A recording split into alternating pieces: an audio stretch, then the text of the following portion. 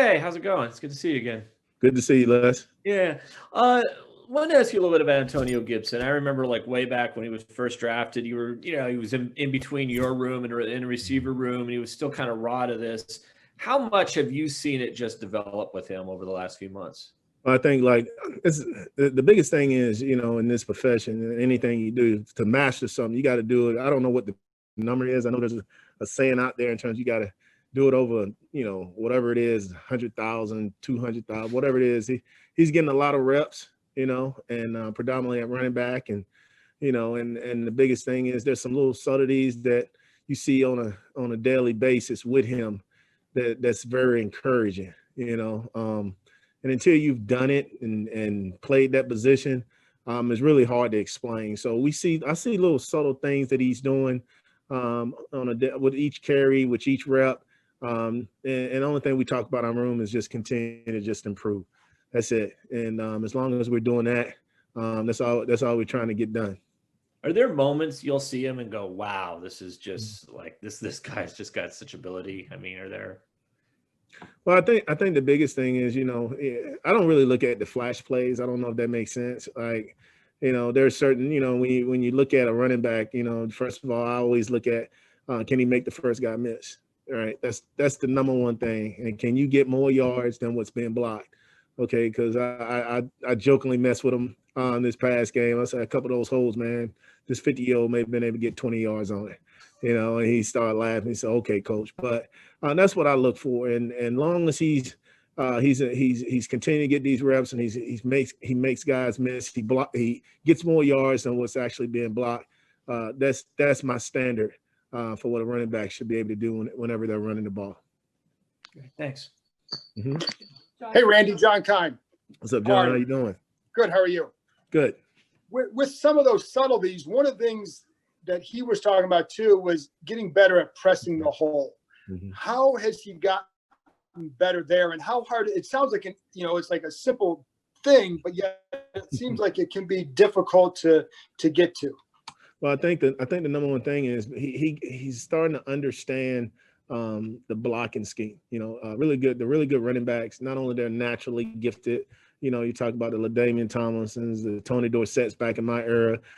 And you look at Nick Chubb, and of this era right now, and obviously the kid from Tennessee, Henry. I think the biggest thing is understanding blocking schemes, knowing where guys are going, where they're going to fit. And now you can be more patient. You can anticipate. And I see, the biggest thing I see from him, his communication. Coming off the field, and and I can think of an instance, where he comes off the field and we had a little red zone play and we didn't block it, the way we wanted to, and he could tell me exactly how it's supposed to be blocked, and that's where I got kind of giddy and excited because when a running back can talk to you in the sense of like, well, this guy's supposed to fit here because of this defense, and this is the adjustment off of this run play because they did this, then. That's where you start to grow, and that's where you start to see the patience because he's anticipating where blocks should come from.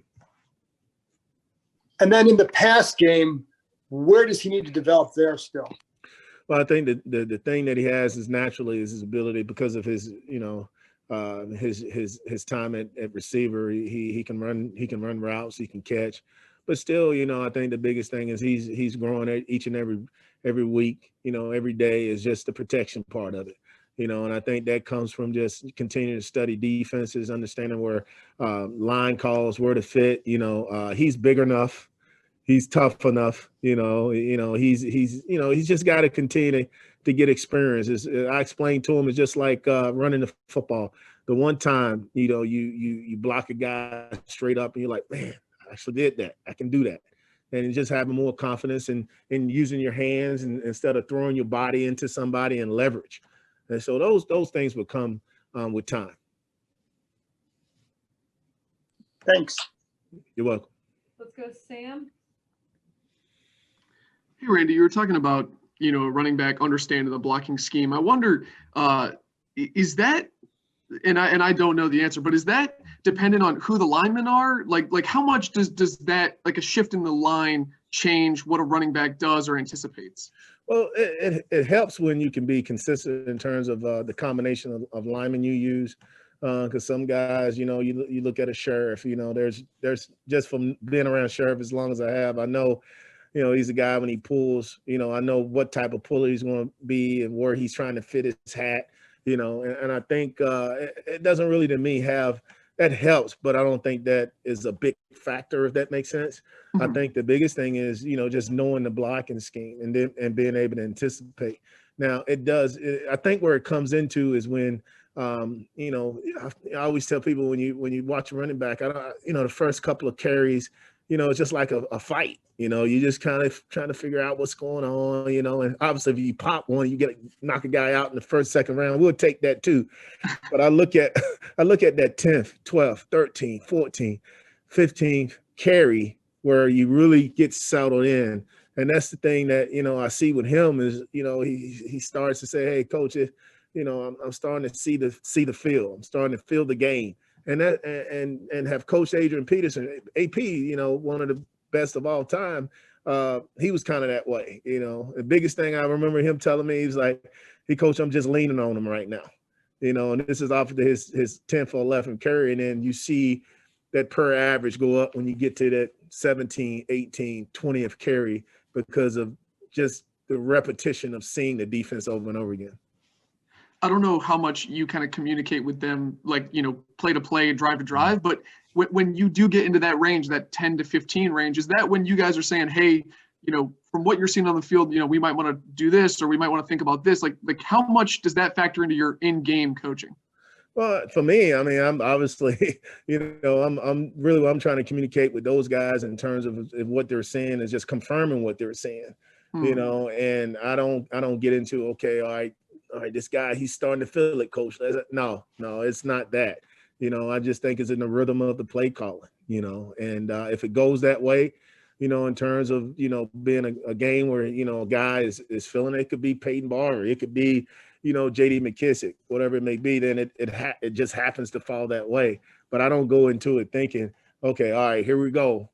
Let's go. Let's feed them or whatever it may be. We just play the next play. Thank you. You're welcome. Nikki?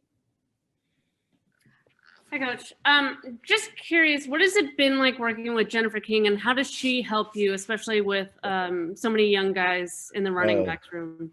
It's been, I laugh because, she's done a heck of a job. I mean, she's first of all, she knows the game, and it's really helped me, in terms of seeing the game in a different view, because I can be, running back, running the football because of her, have been around Coach Rivera in this offense. We first started, I lean on her a lot in terms of just the terminology and all the different things. And then, the way she's worked with the guys, she's just Coach King to us, and her input, throughout the game. And, there's things that I may not see.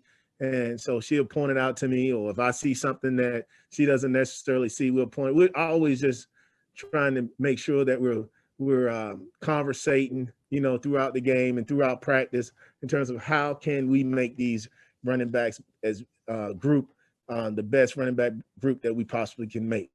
And her input is very, very important, not only to me, but to the entire staff. So she's been doing a heck of a job. Have you noticed players really gravitate to her? Yeah. I mean, she's an individual that personality-wise, she fits in, and that's the thing that Coach talks about. We want good people, first of all, to, around these guys. It's not only going to demand those guys to be professionals, but make them better. So anytime, I've played the position as long as I have, only thing these guys want to know is how can I get better? And so for that, those guys do, able to get the feedback from her and allow her to make them better each and every day. Thank you. You're welcome. Okay, we'll take a couple more. Matt Paris, if you're on, Howard Bendrich, or C. Kerwin, if you have one. Hey, Randy. Just for going to Antonio Gibson, just his ability to break tackles, how much did that help him early on while he was still figuring out just how to be a running back? Like, do you think that kind of helped him advance his game along?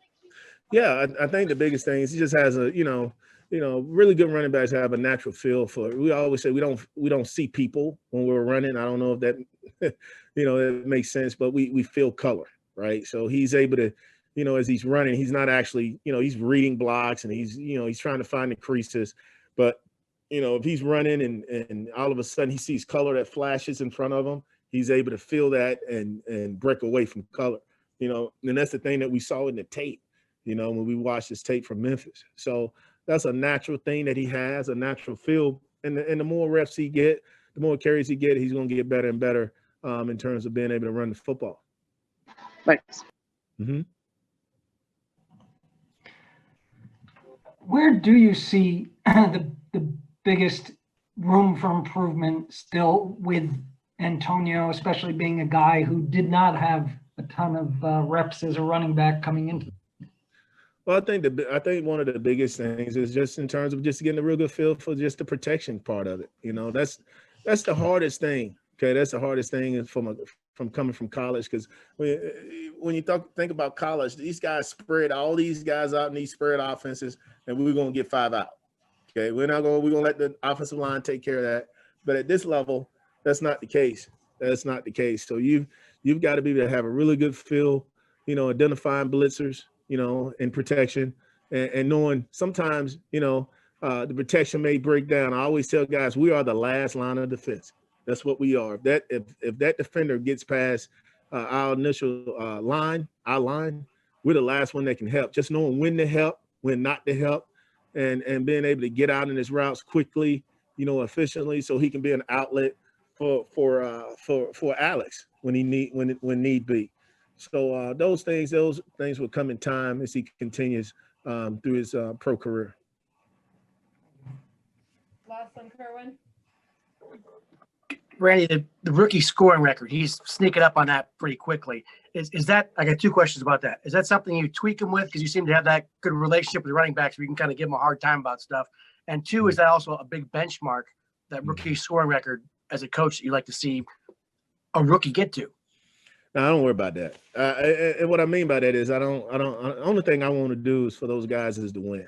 I mean, that's it. Now, what I do is I tell them, hey, have personal goals, right? Okay. That lines up with the team goals, because I think it's important for these guys, especially Antonio, young guys, older guys, whatever you are in your career, you have to set goals. If you don't set goals, then you're just kind of like running on that little hamster wheel. You're just going in a circle, right, and not going anywhere. So I know inside of him, he wants to do the very best that he can do, where he's helping his team win. And if it happens to be where he scores touchdowns, then that may be it. But I just tell you this, he told me, it was so funny. I was thinking about this the other day, is the fact that we talk about making an impact on the game, right? And a lot of people don't understand this. There's a lot of different ways you can make an impact in the game. It's just not scoring touchdowns, and it may be in protection. I remember when we played Dallas, he picks up, I think it was Jalen Smith, I believe 54.